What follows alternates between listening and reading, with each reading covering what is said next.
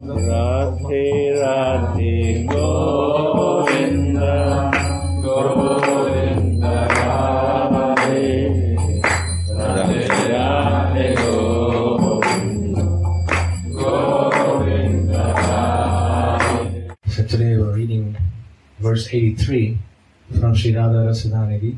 Aho, which ignorant soul who wanders after external things will reproach Sri Radhika's dearmost devotees who are absorbed and initiated into her confidential moods. Sri Radhika's beloved servants may or may not always follow the prescribed Vedic activities. They may or may not accept very tasty articles like garlands and so on, but still they cannot be compared with anyone else. Yeah. They are the topmost devotees. Yeah. Yeah. Come, again repeat. Aho, which ignorant soul who wanders after external things will reproach Sri Radhika's dearmost devotees who are absorbed and initiated into her confidential moods. Sri Radhika's beloved servants may or may not always follow the prescribed Vedic activities. They may or may not accept very tasty articles like garlands and so on, but still they cannot be compared with anyone else, for they are the topmost devotees. Yeah. How you know? Go on. The inconceivable behavior of Sri Radhika's great devotees. Commentary. In sadhaka consciousness, Sripad attains a vision of the glories of the devotees who worship Sri Sri Radha Mohan. Yeah. In the previous verse, he showed how the Raganuga sadhakas never give up their neck beats and tilak that are prescribed in the Vidhi Marga, and how the Siddha Bhaktas are not impeded even if they sometimes give up these items out of great ecstatic absorption. In this verse, he gives another indication to save the ordinary people from misjudging the confidential behavior of such sadhaka and siddha bhaktas. Those who have attained faith in the Lord through the scriptures are not even interested in liberation, the goal of the jnanis, anymore. What to speak of enjoyment in the heavenly planets, which is coveted by attached, fruitive workers. Even if he is doing bhajan, a sadhaka will not attain prema as long as he still covets sense enjoyment or liberation. How can the bliss of devotion ever awaken within the heart as long as the witch-like desires for sense enjoyment and liberation remain there? Although the devotee naturally attains liberation on the strength of this bhakti, the desire for that still does not awaken within his heart separately. The great liberation means leaving. How they can leave Radhika? They cannot leave Radha.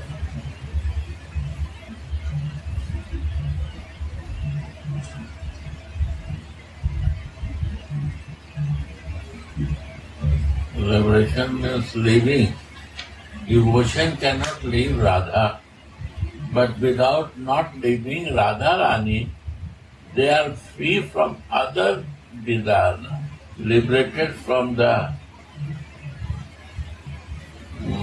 name, prestige, and other Lava, Puja, Pratishtha. and they automatically liberated with that. They have no other desire material to achieve something. And what they desire is only for the service. that they can maintain nicely themselves happy, automatically happening in his life.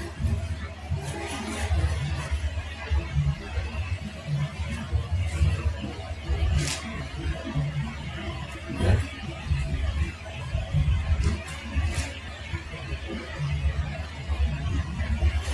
Material enjoyment, name, respect, they have no desire for that.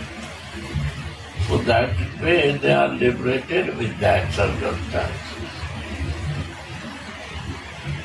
Even the receiving mala is also respectful. So they are taking but giving immediately. They don't keep it for showing to others. They are very humble. Nature become very humble.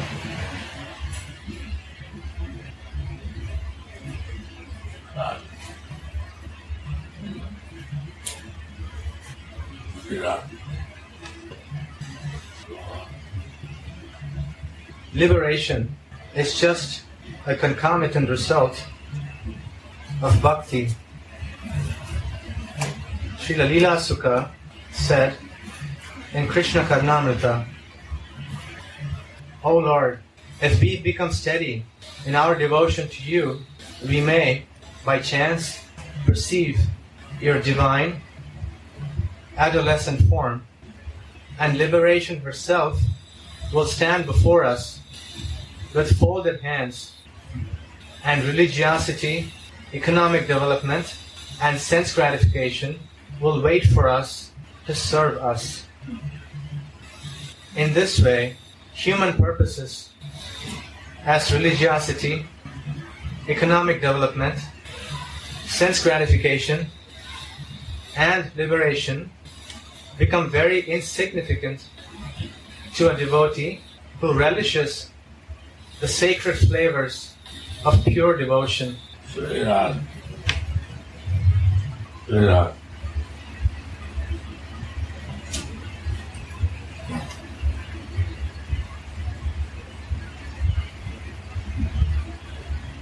Yes.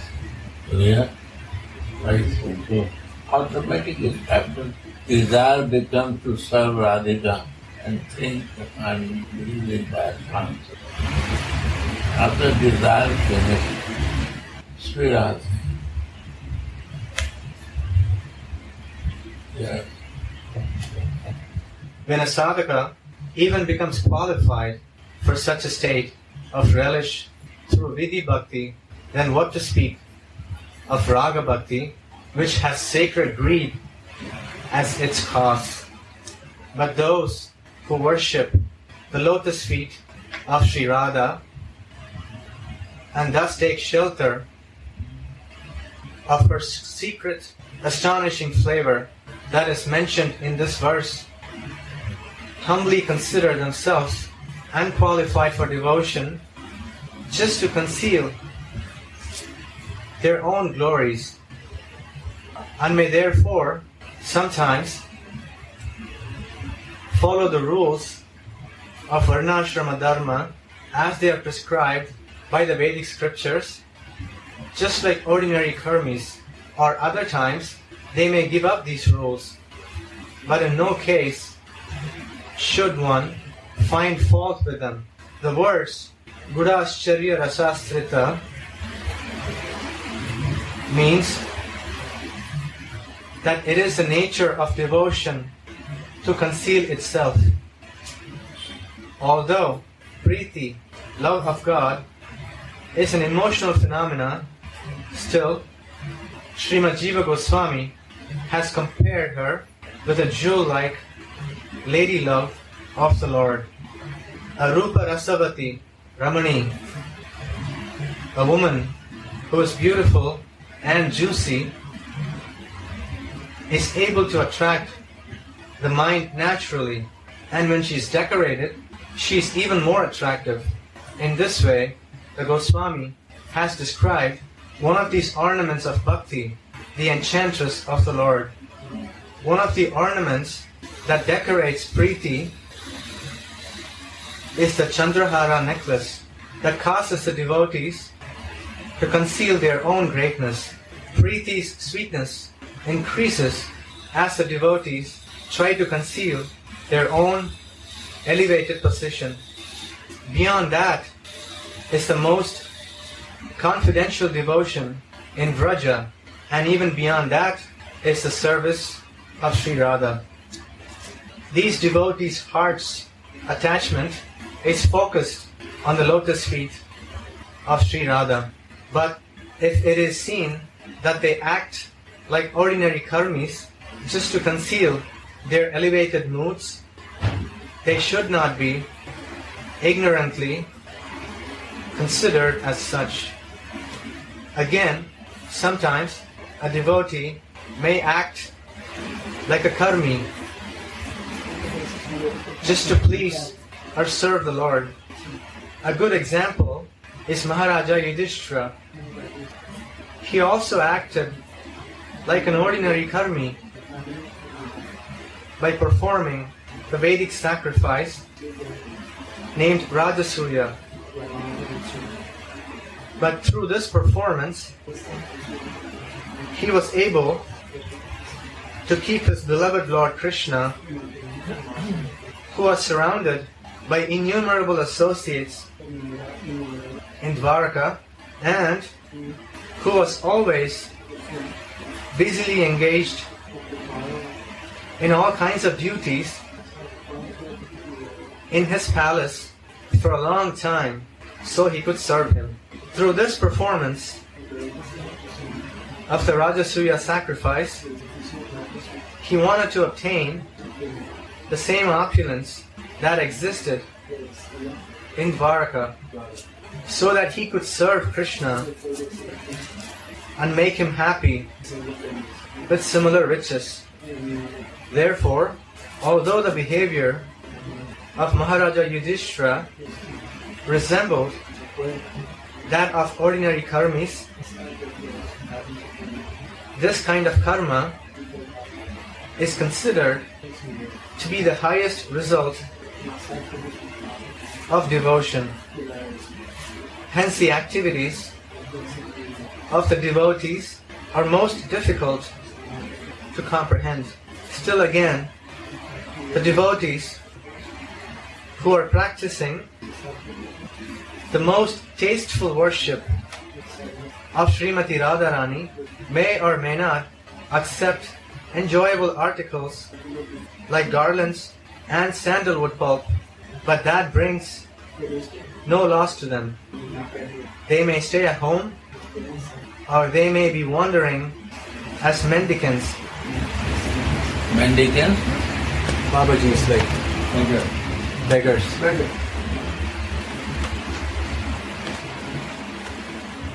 They may stay at home, or they may be wandering as mendicants. To them, that is neither loss nor gain, for their minds are constantly flowing towards the Radha ocean, like the current of the Ganga. And even those who have not been able to conquer their senses completely will not be overwhelmed by the sense objects. Maybe they are in grihasthas now. They are not free from that. But then they are also live like a liberated. Grihe thako, bane thako, agoranga.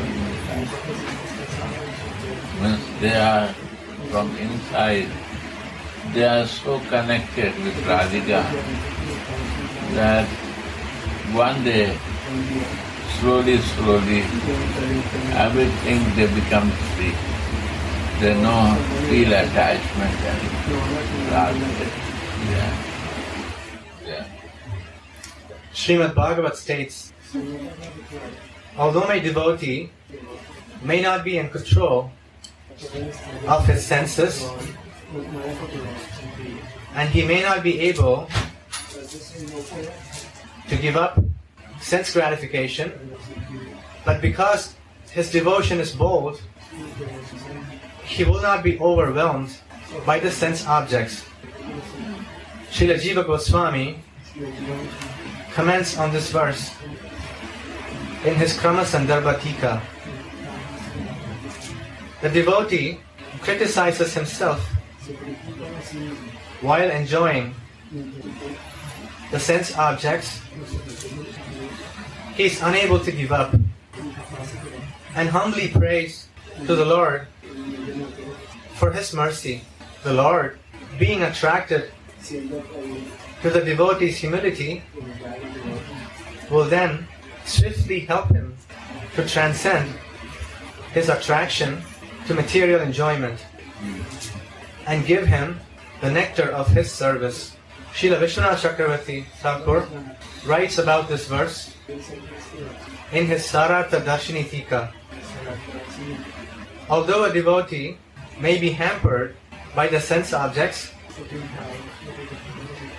he will not be overwhelmed by them. This confirms the fact that by the force of devotion, one is unhampered by sense objects, even in the stage of sensual obstruction. Just as a great heroic warrior may be pierced by arrows when he is about to win the battle, but still he will not accept defeat, and he will swiftly defeat his enemies. Or, just as a sick man may get some medicine administered to him that needs a few days or weeks to work, but he will surely get cured. In the same way, a devotee may be seemingly hampered by attachments to sense enjoyment, but he will swiftly be victorious over them on the great strength of his devotion. So, if a devotee struggling with the sense objects is not overwhelmed by them, what to speak of a devotee in the renounced order? And when such a devotee accepts enjoyable things like garlands and sandalwood pulp, then it is not for sense gratification, for he is a servant of the Lord. So he accepts everything as the Lord's merciful remnants. Yeah.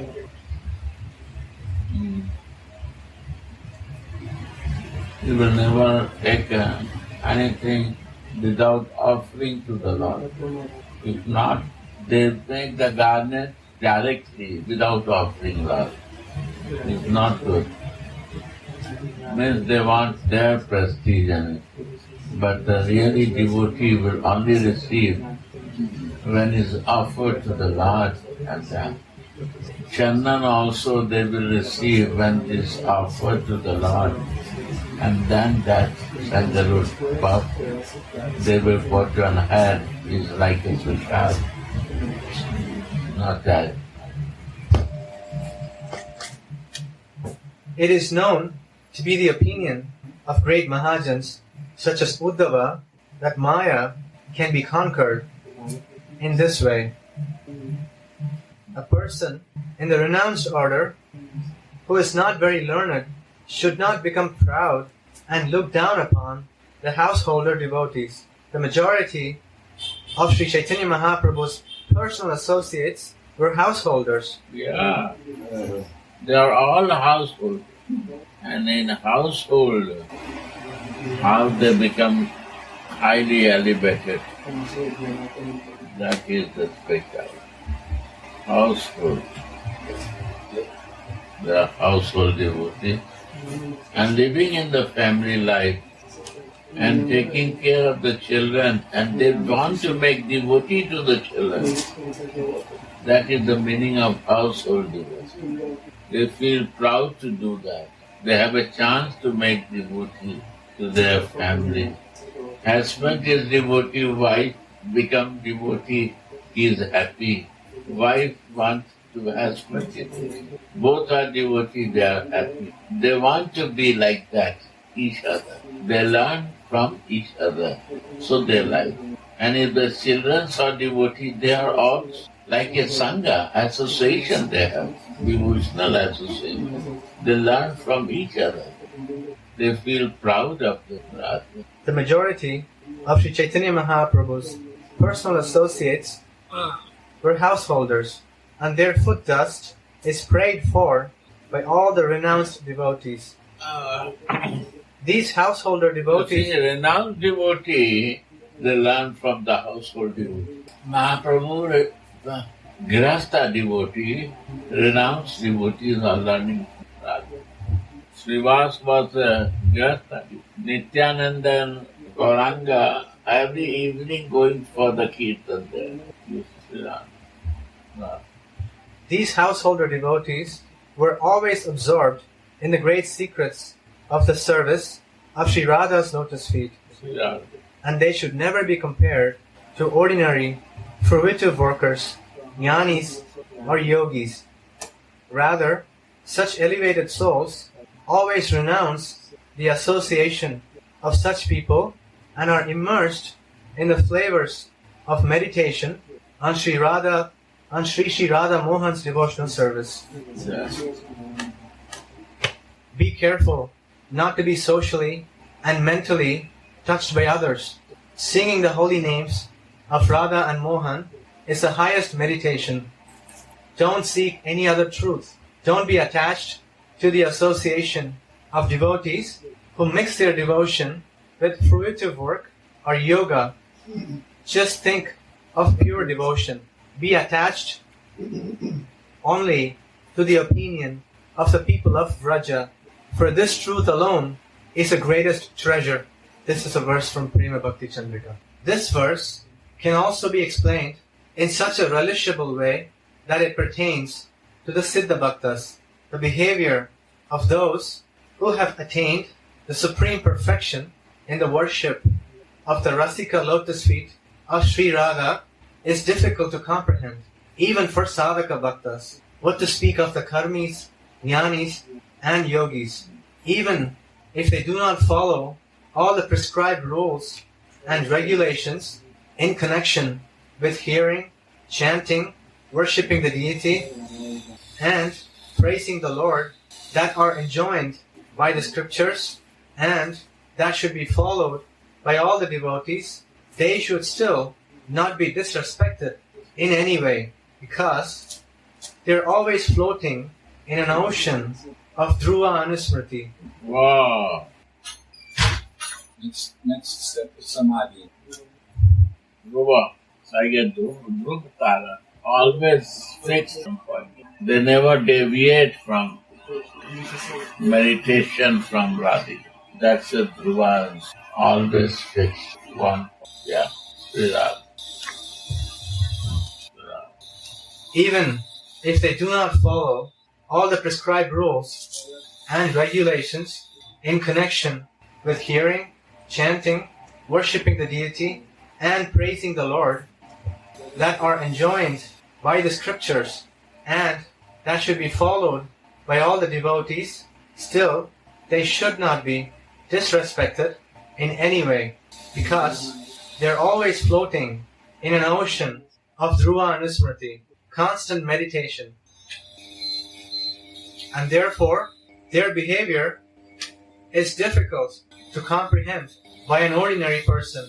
Therefore, the scriptures and the great acharyas teach us that the sadhaka bhaktas should not imitate their activities. Srila Vishwanath Chakravarti Pad writes in his Ananda Chandrika Tika to Ujjvala Nilamani's verse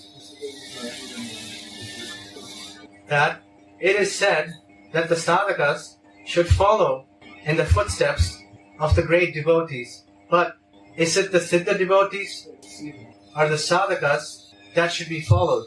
Again, I don't understand. Yeah, the sentence is not very clear. It is said that the sadhakas should follow in the footsteps of the great devotees. But is it the Siddha devotees or the sadhakas that should be followed? Doesn't make sense to me, Gurudev. I don't know. I'm going to continue reading. The behavior of the Siddha devotees should not be imitated because in them we can see independent behavior like that of Mohan himself, and therefore the sadhaka bhaktas are advised not to imitate them. The behavior of the sadacharis, devotees of pure conduct that follow the injunctions that are laid down in the devotional scriptures should be followed in all respects. No one should find faults in the behavior of those great devotees who may or may not, as a rule, accept the Lord's leftover garlands and sandalwood pulp, for they are wandering in the Bhava Rajya, in the kingdom of love of God. These Siddha Mahatmas have transcended all rules and prohibitions, and their hearts are immersed in the flavors of Sri Sri Radha Mohan's lotus feet. These are the Rupanugas. They move in whatever direction the waves of Bhava steer them to. Bhav has become the conductor and not them. Hence the words Kurvantu Kurvantuma have been used in this verse. The Acharyas are also wandering in the Bhava Rajya stage, and they are even Nitya Siddha Parikaras, eternal associates of the Lord. But still, sometimes they act properly as sadhaka bhaktas in order to establish the proper example for the neophytes. Their examples should be followed by the sadhaka bhaktas just like the pole star. If, however, we see some Siddha Mahatma acting beyond the Vedic injunctions, then they should not be imitated, and one must also not find fault in them. This is the gist of this commentary. There's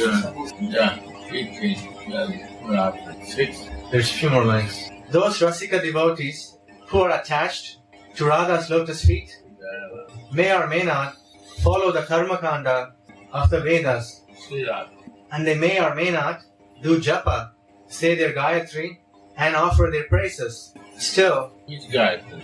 Diksha Gayatri. Diksha Gayatri mantras. Those Rasika devotees who are attached to Radha's lotus feet may or may not follow the karma kanda of the Vedas, and they may or may not do japa, say their Gayatri, and offer their praises. Still, they are the greatest saints. They may accept the beautiful garlands left over by the Lord, or they may renounce them, and they may be reproached 100 times by the ignorant people of this world. But oh brother, They ignore what they reproach means a scolded or saying bad things to somebody. They may be reproached 100 times by the ignorant people of this world.